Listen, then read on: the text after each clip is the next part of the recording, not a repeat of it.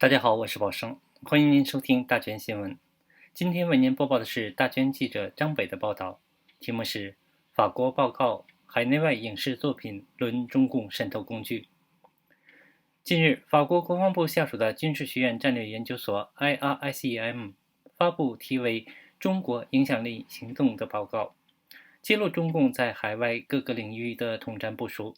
报告指出，在文化渗透方面，中共一边输出影视等产品，达到宣传、散播假消息的目的，一边以利益为要挟，影响审查海外文艺作品。报告指，从2006年开始，中共的3个5年计划先后提出所谓的中国文化发展战略，旨在加强文化宣传产品的生产和出口。文化产品如电影和电视剧等，若能打入国外市场，就是强有力的诱惑工具。2017年，中共商务部宣布，其文化产品出口总额为900亿美元，其中电影电视产品的出口额超过4亿美元。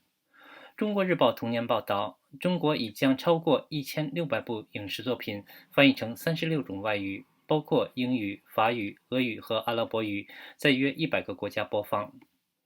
在文化产品出口中，以下5家机构发挥了关键作用。中国国际电视总公司成立于1984年，是中央广播电视总台的子公司。它与外国频道建立合作关系，致力于播放推广中国电视剧。中国广播电影电视节目交易中心是专门从事中国影视剧在世界范围内营销和推广的主要机构之一，隶属中央广播电视总台和中国国际电视总公司。每年一度的中国国际影视节目展由中共国家广播电影电视总局、中国广播电影电视集团共同主办，用来展示中国出口成就和国际合作进展，至今已举办16届。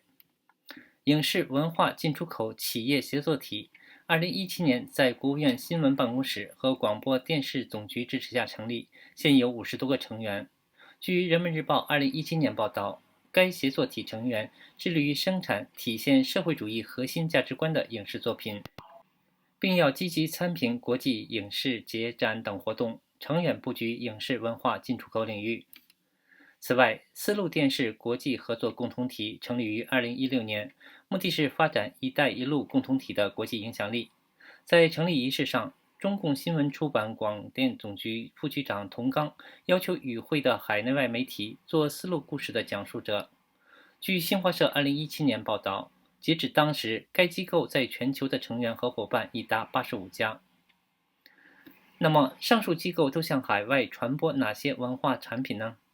报告写道，除了一般国产影视剧，他们还输出《红海行动》和《战狼》等所谓爱国主义电影，企图塑造中共军人的正面形象，给外国观众洗脑。他们输出的科幻电影《流浪地球》描绘在人类面对灭亡危险之际，美国人不见踪影，是中国人战斗到最后拯救了全人类。电影传达的信息非常强烈，且与中共的论调相吻合。第一，宣扬中共关心他人利益；第二，在此论调基础上提出了其取代美国的方法。除了影视剧，中共也通过电子游戏施加文化影响。近年来，中国电子游戏公司启动大量收购外国公司的战略。例如，腾讯在2012年收购了美国公司 Epic Games 40%的股份，2015年对美国公司 Riot Games 实现100%控股，2016年收购芬兰 Supercell 公司84.3%的股份，2018年收购新西兰 Grinding Gear Games 的80%股份。报告指，中共对游戏市场的渗透增强了它的影响力，控制反共言论和违背其立场的能力，并将该市场变成一个传播假消息的强大工具。在输出宣传的同时，中共还将审查的长臂伸向海外，插手他国内部事务，阻挠和其不同调的文艺演出。例如，2017年，中共大使馆向丹麦皇家剧院施压，阻止与法轮功有关的神韵艺术团在该剧院演出。IRICM 报告称，有时中共的压力在那些中国生意伙伴圈内流传，以致其不用亲自动手，当地有关部门就代劳了。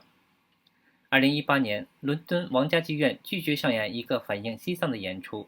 他们并不是遭中共施压，而是接受了英国文化协会 British Council 的建议，如果上演这个戏，就会损害王家剧院在中国的活动。此外，在作品需要传播媒介的领域，如刊登在网站或社交网络上的照片，北京通常对传播者施压，以达到删除内容的目的。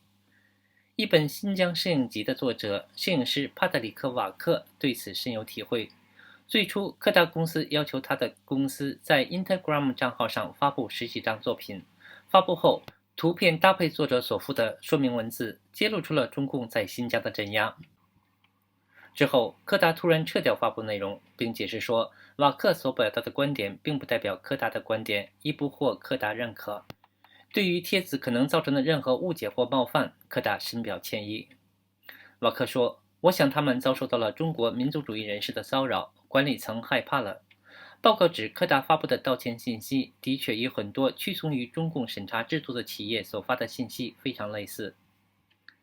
而对于想要进入中国的海外文化产品， IRICM 报告表示，中共封锁认为对其有威胁的内容，重点包括但不限于法轮功、西藏、台湾、新疆、海外民运团体等。最简单的封锁方式是删除文艺作品里中共指定的镜头、故事或对话，作为该作品获准进入中国市场的前提。